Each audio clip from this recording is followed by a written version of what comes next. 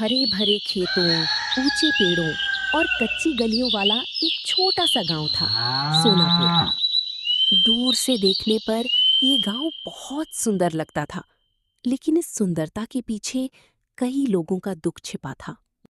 गांव में कुछ अमीर लोग थे, जिनके पास बड़े खेत, पक्के मकान और नौकर चाकर थे।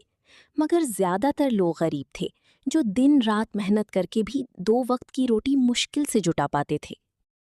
इसी गांव के किनारे, सूखी नदी के पास, मिट्टी और फूस से बना एक छोटा सा झोपड़ा था। उस झोपड़े में रहता था मोहन, अपनी बूढ़ी माँ गौरी के साथ। मोहन की उम्र लगभग 17 साल थी। चेहरा मासूम, आंखों में चमक और दिल इतना साफ कि गांव का हर गरीब इंसान उसे अपना बेटा मानता था। लेकिन किस्मत ने उसके साथ बचपन से ही कठोर खेल खेला था। जब मोहन केवल 7 साल का था, तभी उसके पिता रामू लकड़हारा जंगल में पेड़ काटते समय घायल हो गए थे।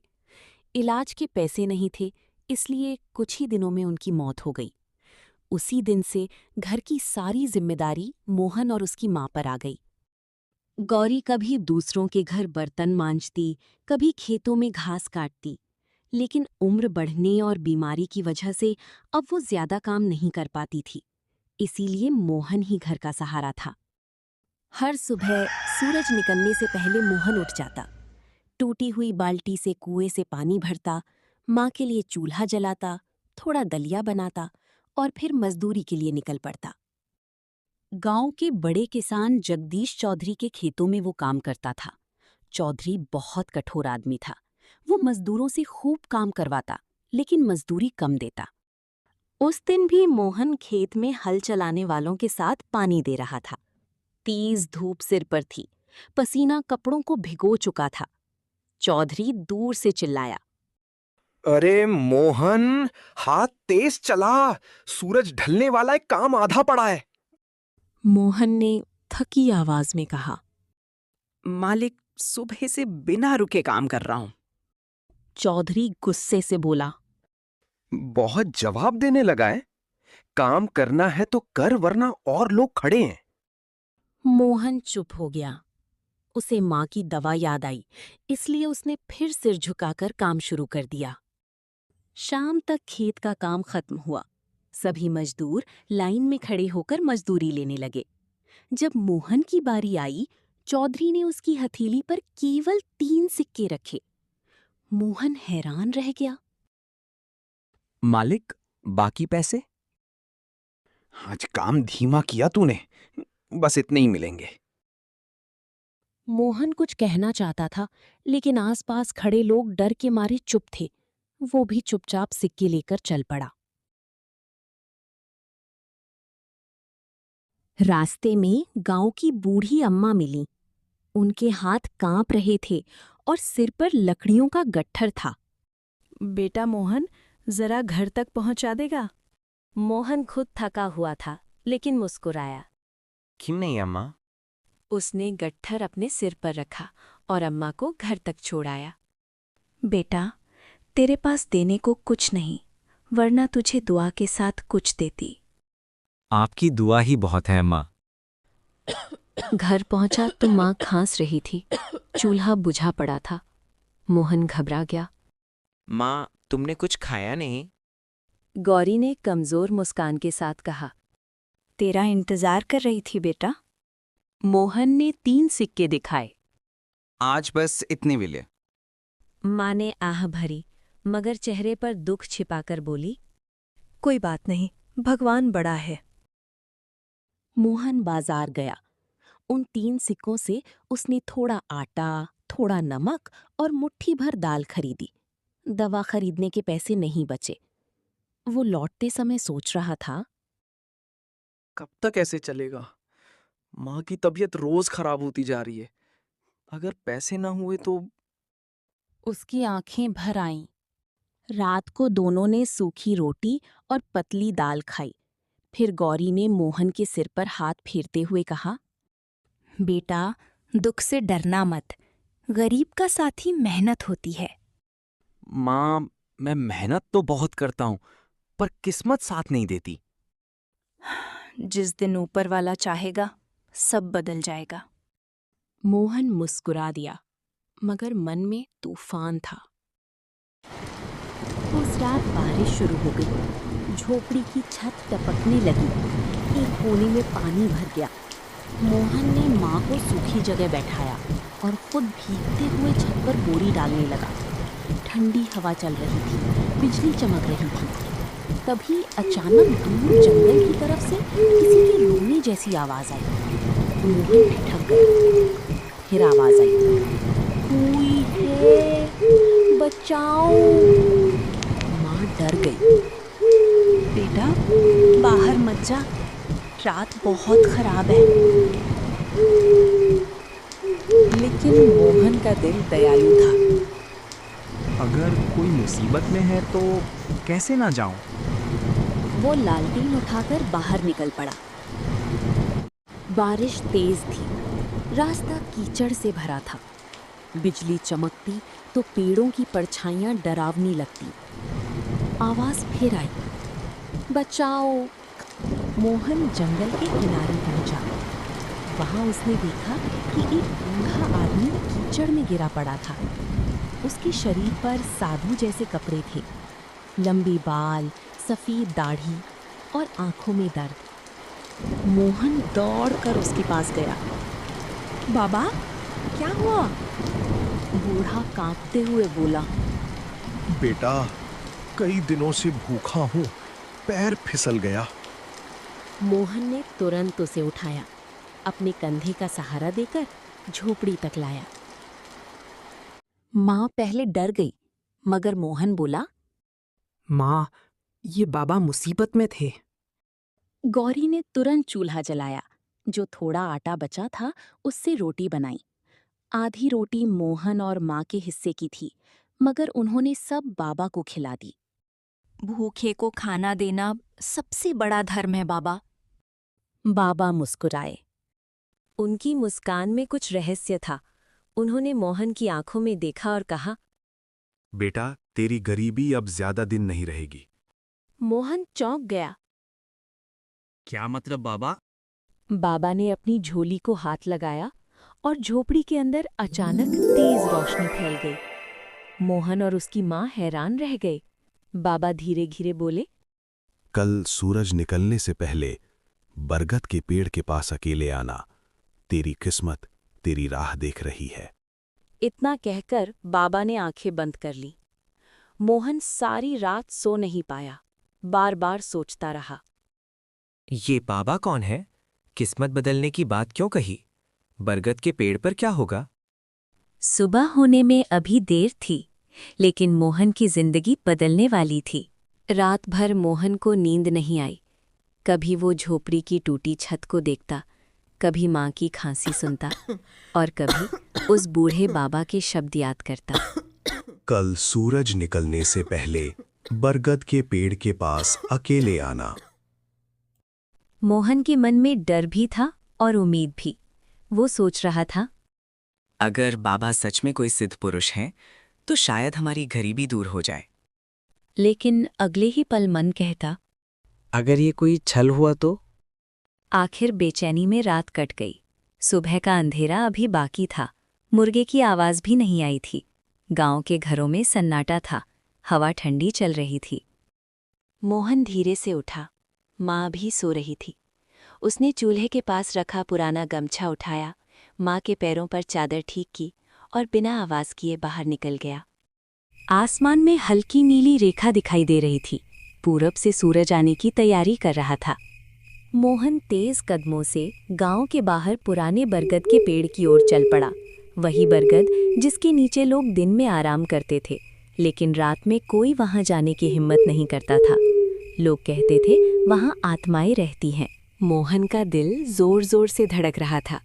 जैसे ही वो पेड़ के पास पहुंचा, उसने देखा चारों तरफ धुंध फैली हुई थी। हवा अचानक शांत हो गई, पत्तों की सरसराहट भी रुक गई।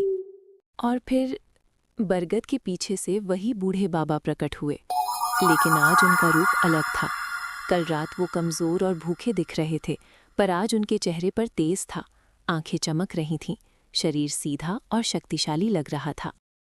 मोहन तुरंत उनके चरणों में झुकया। खुश रहो बेटा, तू समय पर आया। बाबा, आप कौन हैं?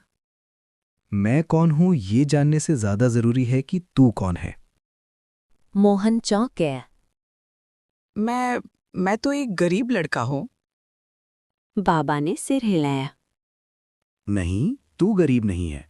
जिसके दिल में दया हो, जो खुद भूखा रहकर दूसरे को खाना खिलाए, वो कभी गरीब नहीं होता। मोहन की आंखें नम हो गई। लेकिन बाबा, मेरी माँ बीमार है। घर में खाने तक के लाले हैं। बाबा ने अपनी झोली खोली। उसमें से हल्की सुनहरी रोशनी निकलने लगी। धीरे धीरे उन्होंने एक छोटी सी नीली चमकती अंगूठी निकाली। अंगूठी पर अजीब निशान बने थे। बीच में छोटा सा पत्थर जड़ा था, जो सांस लेने जैसा चमक रहा था। मोहन ने हैरानी से पूछा, ये क्या है? ये है जादुई इच्छा अंगूठी। सदियों पुरानी शक्ति है इसमें। मोहन के हाथ कांपने लगे। क्या ये सच में जादुई है? जब तू इसे पहनकर सच्चे मन से कुछ मांगेगा, तेरी इच्छा पूरी होगी। मोहन खुशी से भर गया, लेकिन बाबा ने हाथ उठाकर रोका। खुश होने से पहले नियम सुन ले। इसे केवल अच्छे काम के लिए इस्तेमाल करना। दूसरा, किसी का हक छीनने के लिए उपयोग किया तो शक्ति कम हो जाएगी। अगर लालच बढ़ा तो अंगूठी तुझसे दूर चली जाएगी। मोहन गंभीर हो गया। मैं वचन देता हूं बाबा। बाबा ने अंगूठी उसके हाथ में रख दी। जैसे ही अंगूठी मोहन की उंगली में गई, उसके शरीर में बिजली सी दौड़ गई। उसने आंखें बंद कर लीं। उसे लगा जैसे कोई आवाज उसके भीतर बोल रही हो। जिसका मन सच्चा, उसी का साथ सच्चा। जब उसने आंखें खोली, बाबा मुस्कुरा रहे थे। जा बेटा, आज से तेरी परीक्षा शुरू। परीक्षा? शक्ति मिलना आसान है, सही उपयोग करना कठिन। इतना कहकर बाबा धुएं में गायब हो गए। मोहन घबरा गया। बाबा, बाबा। लेकिन वहां सिर्फ हवा थी। अब मोहन अकेला था और उसकी उंगली में जादुई अंगूठी चमक रही थी। मोहन जल्दी से घर पहुंचा। माँ अभी जाग चुकी थीं और परेशान होकर दरवाजे पर खड़ी थीं। कहाँ गया था बेटा? मोहन ने सारी बात बता दी। गौरी पहले तो डर गई। बेटा, कहीं ये कोई माया ना हो। माँ, एक बार आजमा कर देखते हैं। उसने आंखें बंद कीं, अंगूठी को छुआ और मन में कहा, हमारे घर में गरम खाना आ जाए। अचानक झोपड़ी के अंदर तेज हवा चली। मिट्टी के बर्तन अपने आप खनकने लगे और अगले ही पल चूल्हे के पास थालियों में गर्म रोटियां, दाल, सब्जी, खीर और दूध रखा था। माँ के हाथ कांपने लगे। हे भगवान! मोहन खुशी से उछल पड़ा। सच में काम कर गई। दोनों की आंखों से आंसू निकल आए। कई महीनों बाद उन्होंने पेट भरकर खाना खाया। खाना खाने के बाद मोहन बोला, अब माँ के लिए दवा मांगता हूं। माँ की बीमारी ठीक करने वाली दवा आ जाए। तभी एक छोटी शीशी और जड़ी बूटियों की पोटली सामने आ गई। गौरी बोली, ये तो वैद्य जी की वही दवा है जो बहुत महंगी मिलती है। मोहन ने माँ को दवा दी। कुछ ही दिनों में उनकी खांसी कम होने लगी, चेहरा खिलने लगा। मोहन अब रोज अंगूठी से सिर्फ जरूरत की चीजें मांगता। एक दिन उसने देखा कि पड़ोस की बूढ़ी अम्मा 3 दिन से भूखी थीं। उसने उनके घर चुपके से अनाज पहुंचा दिया। दूसरे दिन किसी गरीब के घर कपड़े पहुंचा दिए। तीसरे दिन कुएं के पास टूटी रस्सी नई हो गई। गांव वाले हैरान थे।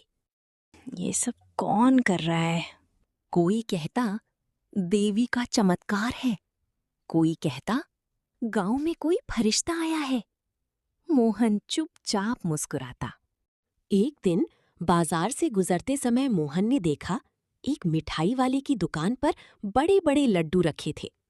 उसके मन में ख्याल आया, अगर मैं चाहूं तो सारे लड्डू अपने घर पहुंचा सकता हूं। वो मुस्कुराया। फिर अचानक बाबा की बात याद आई, किसी का हक मत छीनना। मोहन ने तुरंत सिर झुका लिया। नहीं, ये गलत होगा। वो अपनी जेब से 2 सिक्के निकालकर 2 लड्डू खरीद लाया। उसी रात अंगूठी पहले से ज्यादा चमकने लगी, जैसे वो खुश हो। लेकिन गांव में एक आदमी था जिसकी नजर हर चीज पर रहती थी। उसका नाम था लाला हरीराम। वो साहूकार था, गरीबों को कर्ज देता, फिर ब्याज के नाम पर उनका खेत और घर छीन लेता।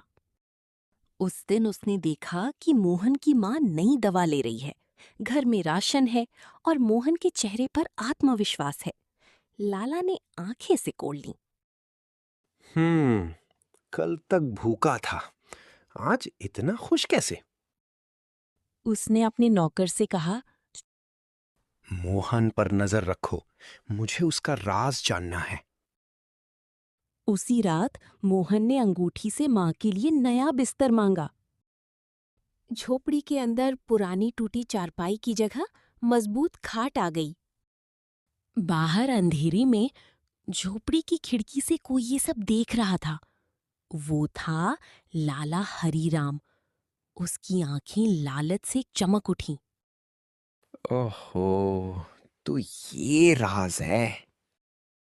अगर ये अंगूठी मुझे मिल जाए तो मैं राजा बन जाऊंगा।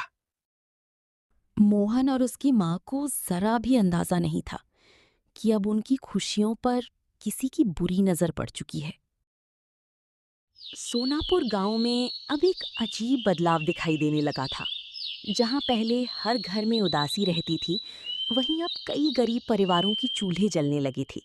किसी के घर अनाज पहुंच जाता, किसी को दवा मिल जाती, किसी की टूटी छत ठीक हो जाती। लोग समझ नहीं पा रहे थे कि ये सब कौन कर रहा है। कोई कहता, गांव पर देवी माँ की कृपा हुई है। कोई कहता, पुराने बरगद वाले बाबा लौट आए हैं। लेकिन गांव का सबसे चालाक आदमी लाला हरीराम सच जान चुका था। उसने अपनी आंखों से देखा था कि मोहन की उंगली में चमकती अंगूठी से सब चमत्कार हो रहे हैं। उस रात लाला अपने बड़े कमरे में बैठा था। सामने तेल का दिया जल रहा था। उसके चेहरे पर लालच साफ दिखाई दे रहा था। वो खुद से बोला, एक गरीब लड़का और उसके पास इतनी ताकत? नहीं, ऐसी चीज गरीबों के पास नहीं रहनी चाहिए। वो अंगूठी सिर्फ मेरे जैसे समझदार आदमी के पास होनी चाहिए। पास बैठा उसका नौकर कालू डरते हुए बोला, मालिक, अगर सच में जादुई है तो उससे खेलना ठीक नहीं। लाला ने गुस्से से डांटा। चुप, तू नौकर है, नौकर ही रह, सोचने का काम मेरा है। फिर वो धीरे से मुस्कुराया। कल से मोहन की हर चाल पर नजर रखो। उधर मोहन को इस खतरे का जरा भी अंदाजा नहीं था। वो रोज की तरह सुबह उठा, माँ के लिए दलिया बनाया, दवा दी, फिर गांव के कामों में लग गया।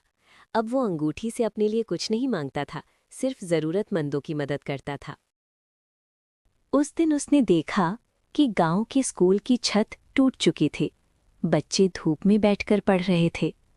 मोहन ने मन ही मन इच्छा की, स्कूल की छत ठीक हो जाए। तभी हवा चली और कुछ ही देर में टूटी छत नई लकड़ियों और टाइलों से मजबूत हो गई। बच्चे खुशी से चिल्ला उठे। गुरुजी बोले, जिसने भी ये किया है, भगवान उसे खुश रखे। मोहन दूर खड़ा मुस्कुरा रहा था, लेकिन पेड़ के पीछे छिपा कालू ये सब देख रहा था। वो भागता हुआ लाला के पास पहुंचा। मालिक, अंगूठी सच में सब कर देती है। लाला की आंखें चमक उठी। तो फिर देर किस बात की? अगले दिन लाला खुद मोहन के घर पहुंचा। मोहन चौंक गया। लाला जी, आप यहाँ? लाला नकली मुस्कान के साथ बोला, अरे बेटा मोहन, सुना तेरी माँ बीमार थी, सोचा हाल पूछाऊं। गौरी को भी आश्चर्य हुआ। क्योंकि लाला कभी गरीबों के घर नहीं जाता था। वो गुड़ और फल लेकर आया था। लो बहन, ये तुम्हारे ही है। गौरी ने धन्यवाद कहा, मगर मन में शक था। मोहन भोला था, उसने सोचा शायद लाला बदल गया है। लाला घर में बैठा बैठा सब देखता रहा। उसकी नज़र बार बार मोहन की उंगली पर जा रही थी, लेकिन मोहन सावधान था। उसने अंगूठी कपड़े में लपेटकर जेब में रख ली थी। लाला मन ही मन बोला, लड़का सीधा है पर मूर्ख नहीं। अगले दिन लाला ने मोहन को बुलवाया। मोहन बेटा, मेरे गोदाम में काम करोगे? रोज की मजदूरी दूनी दूंगा। मोहन ने सोचा, अगर पैसे मिलेंगे तो माँ की मदद होगी। वो मान गया। गोदाम में दिन भर बोरे उठाने पड़ते थे। काम कठिन था, लेकिन मजदूरी अच्छी थी। असल में लाला चाहता था कि मोहन उसके पास रहे, ताकि मौका मिलते ही अंगूठी चुरा सके। एक दिन काम करते समय लाला बोला, बेटा, हाथ धोने जाओ, बहुत धूल लगी है। जैसे ही मोहन बाहर गया, लाला ने उसके कपड़ों की जेब टटोलनी शुरू कर दी। लेकिन अंगूठी वहां नहीं थी, क्योंकि मोहन उसे धागे में बांधकर गले में पहनता था। मोहन लौट आया। लाला मुस्कुराने लगा, मगर भीतर से जल रहा था। रात को लाला ने कालू से कहा, आज आधी रात को मोहन के घर जा, जो भी हो अंगूठी लेकर आ। कालू डर गया। मालिक, अगर पकड़ लिया गया तो? लाला गरजा। नहीं गया तो अभी निकाल दूंगा। कालू मजबूरी में तैयार हो गया। रात गहरी हुई, गांव सो गया। कालू धीरे धीरे मोहन की झोपड़ी के पास पहुंचा। उसने दीवार की मिट्टी हटाई और अंदर घुस गया। मोहन और उसकी माँ सो रहे थे। कालू कांपते हुए मोहन के पास गया।